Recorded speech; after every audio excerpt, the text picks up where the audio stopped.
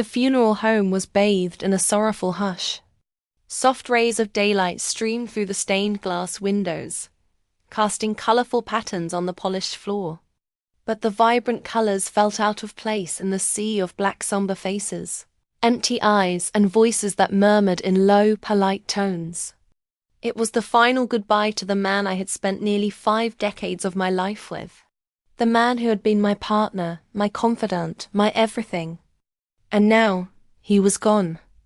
I stood there, my fingers lightly brushing the edge of the coffin, my breath shaky, my heart aching with a pain I had never known. His absence was too much to bear, yet something inside me kept urging me to be strong. I had to, for my children, for the family we had built. I turned, my gaze sweeping across the room, hoping for some comfort, some acknowledgement from my children, who had been standing at the back. But what I saw left me paralyzed. My children, my own flesh and blood, were standing there, laughing. Laughter. At their father's funeral. I felt the ground shift beneath me.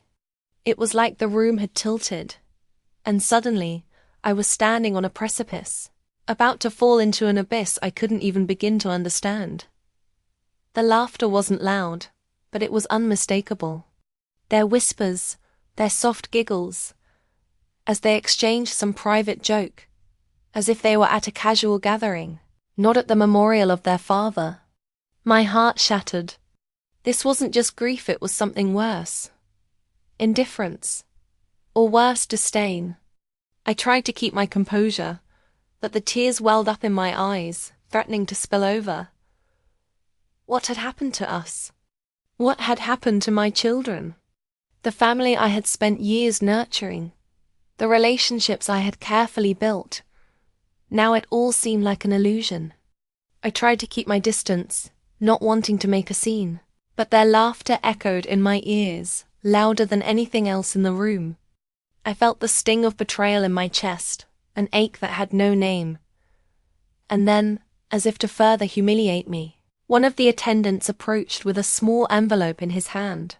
He held it out to me, his face polite but distant. I hesitated, confused. What could this be? Another condolence? A note from a distant relative?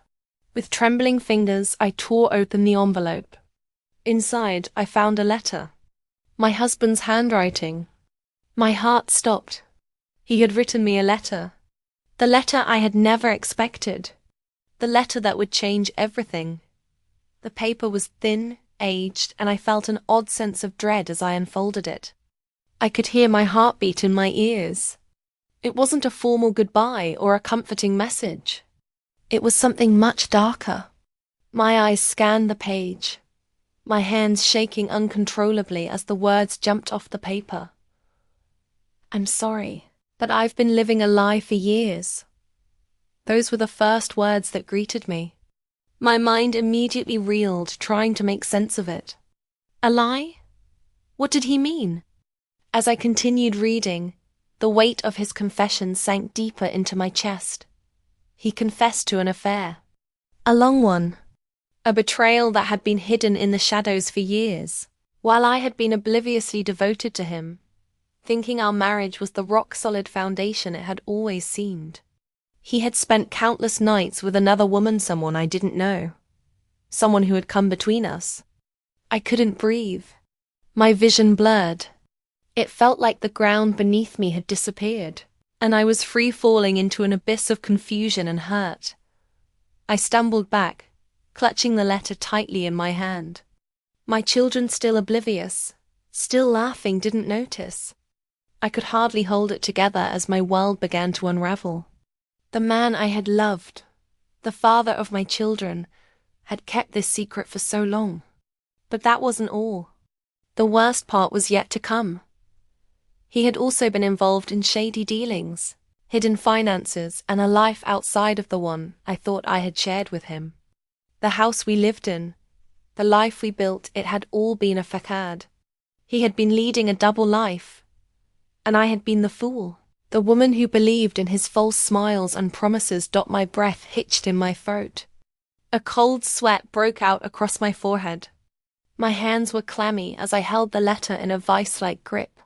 I looked up at my children, my voice barely a whisper as I called out to them. "I need to talk to you," I said, my voice breaking as I fought to hold back the flood of emotions. They looked at me, their expressions cold, their faces unreadable. They exchanged a brief glance before walking over. My heart twisted painfully as I noticed how distant they had become. "What is it, Mom?" My daughter's voice was sharp, impatient. She didn't seem like the same girl I had raised, the one who had once come to me for everything, for comfort, for advice. Now, she barely looked me in the eye. "Read this," I said, thrusting the letter into her hands. She took it, her expression a mix of annoyance and curiosity. I could see her eyes scanning the words. But there was no real reaction. No surprise. No shock. She simply passed the letter to her brother, who barely gave it a glance before throwing it back at me. "Is that what you wanted to tell us, Mom?" he asked, his tone flat, almost bored.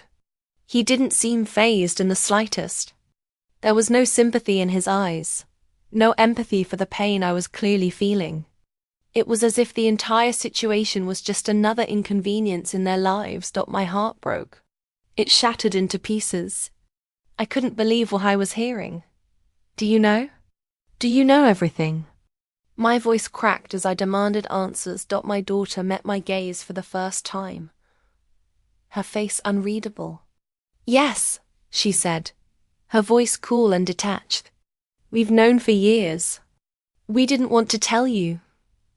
Because, well, we didn't think it would matter." Years. They had known for years, and they hadn't said a word. I stood there, stunned, betrayed. I had devoted my entire life to this family, and they had chosen to keep the truth from me. They had kept me in the dark, allowing me to live a life built on lies, just to protect their own comfort. "You should have told me," I whispered, my voice barely audible. My hands trembled as I wiped away the tears that had finally escaped. "Why didn't you tell me?" My son shrugged, his gaze indifferent. What would it have changed? He's gone, and nothing we say now will fix it. His words were like a slap to the face. What kind of children have I raised? What kind of people were they? I wanted to scream, to demand answers, but the words wouldn't come. Instead, I stumbled back, unable to bear the weight of the betrayal that pressed down on me. Days passed in a blur. I couldn't look at them the same way again. I couldn't look at them without seeing the lies, the secrets they had kept from me. I had spent years thinking I knew everything about my family, but now I realized I knew nothing at all. I began to dig. I went through his files, his documents, his things. What else had he hidden from me? What other truths were buried beneath the surface of our life together? What I found was worse than I could have imagined. The business deals, the hidden bank accounts, the relationships he had forged with people I didn't even know. None of it was what it seemed. The man I had trusted had been a stranger all along. And now, I was left with nothing but the remnants of a broken family, a shattered heart, and the painful knowledge that everything I had believed was a lie. The truth had come too late. The damage had been done, and nothing could ever fix it. Asterisk.